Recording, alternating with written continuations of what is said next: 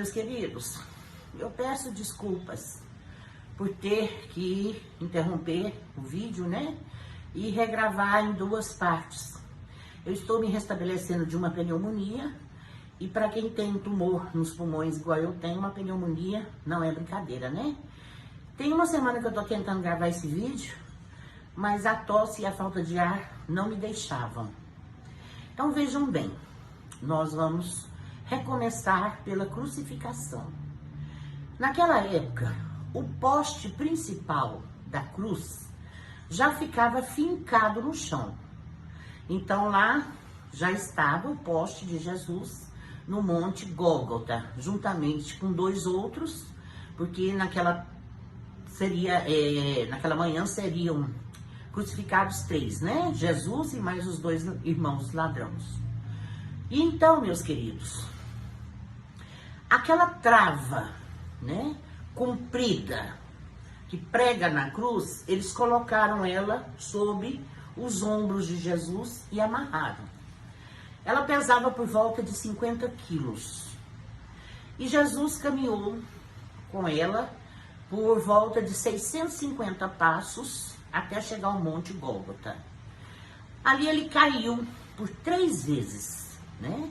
Estava fraco, não tinha mais sangue algum em seu corpo, desidratado, né?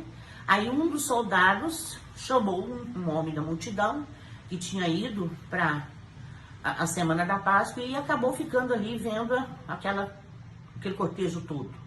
Esse homem chamava Simão, o Cirineu. E ele ajudou Jesus a carregar essa trava até lá em cima. Quando chegou lá, eles colocaram, né, deitaram Jesus naquela trava, no chão. Olha que o poste já estava lá, de pé. Aí eles deitaram aquela trava e pôs Jesus com os braços abertos na trava. E aí, meus queridos, a crucificação eram pregos de 12 centímetros e meio quadrados para poder rasgar mais ainda a pele, né? Aí eles colocaram no pulso de Jesus, entre esses dois ossinhos aqui, ó. Porque se fosse na mão, o peso da mão não suportaria, não aguentaria o peso do corpo. Se rasgaria todinho assim, sairia. Então aqui, né, fica onde foi crucificado, que ele foi, na Bíblia fala que ele foi trespassado, né? Então, fizeram isso com os dois punhos. Aí depois que levantaram ele com aquela trava, né? Amarraram bem a trava com as cordas. E aí ele ficou numa posição um pouquinho agachada assim, ó. Foi quando pegaram o pé esquerdo dele, puseram em cima do pé direito e aí cravaram o prego. Meus irmãos, vamos pensar aqui. Deus não livrou Jesus das dores físicas. A partir do momento que Jesus quis assumir a missão de vir ser o Cordeiro do mundo, ele teria que se sujeitar a tudo. Então vocês vejam bem, para quem estava desidratado, não tinha praticamente sangue algum, tanto que quando um dos soldados foi furar a sua costela, saiu água e não sangue, né?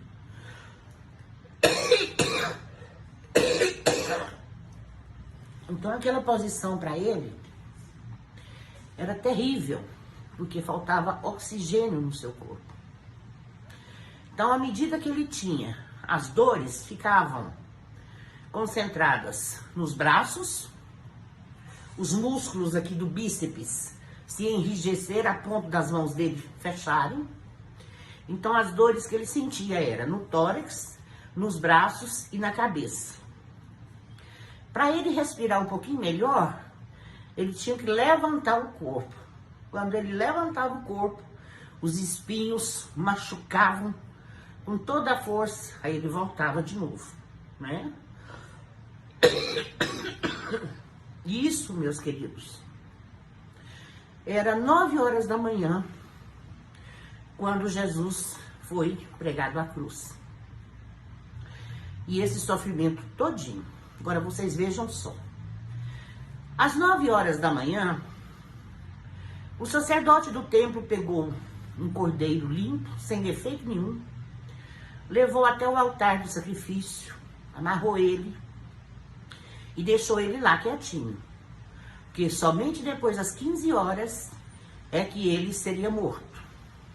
Então vejam bem, às 9 horas o cordeiro estava lá no altar do templo e Jesus estava crucificado na cruz. Né? Aí quando foi às 15 horas que o sacerdote foi lá, degolou o carneiro para aquele sangue, né? Conforme Moisés, aquele sangue lavaria os pecados. Aí Jesus expirou. Então, foi o grande momento da humanidade. Foi a Via Crucis de Jesus. Gente, quando deu meio-dia, o sol desapareceu e ficou numa densa treva.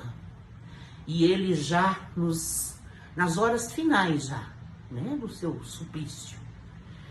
E ali as dores eram tantas,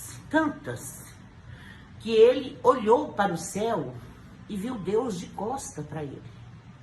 Agora, isso é muito bonito, na Bíblia fala, Deus virou as costas para ele para não ver nele os nossos pecados. Tanto que quando nós chegarmos para Deus e falar, eu sou um pecador, ele vai falar, não. Eu te vejo pelos olhos do meu filho e o sangue dele já te lavou dos seus pecados. Aí é nessa hora que ele clama, Eli, Eli, alá, sabactani, Deus, Deus meu, por que me desamparastes? Porque ali ele viu que ele estava terrivelmente sozinho. O único discípulo que ficou com Jesus aos pés da cruz foi João. João, a mãe dele, Madalena, os outros todos fugiram, com medo de serem presos. Né? Então, meus queridos, quando foi? Aí Jesus suportou, das 9 às 3 da tarde, levantava, abaixava, né? E aí, quando foi às 15 horas, ele olhou para os céus e falou, está tudo consumado. Em tuas mãos entrego o meu espírito. E aí, nesse momento, um grande terremoto deu em toda Jerusalém, rasgou o véu do templo de cima a baixo. Ali Deus quebrava a aliança com o Sinédrio, né? E aí, nesse momento, todos os mortos crentes em Jesus ressuscitaram e subiram aos céus. Aí, para depois, José de Arimateia, que Jesus teria que ser enterrado numa vala comum. Mas aí José de Arimateia, que era membro do Sinédrio e era um alto comerciante de tapetes, né, perfumes, pediu o corpo de Jesus para entregá-lo à mãe. E José de Arimateia cedeu sua própria sepultura para Jesus. Aí foi quando, né, lavaram Jesus, embrulharam Jesus no manto, sepultaram-no.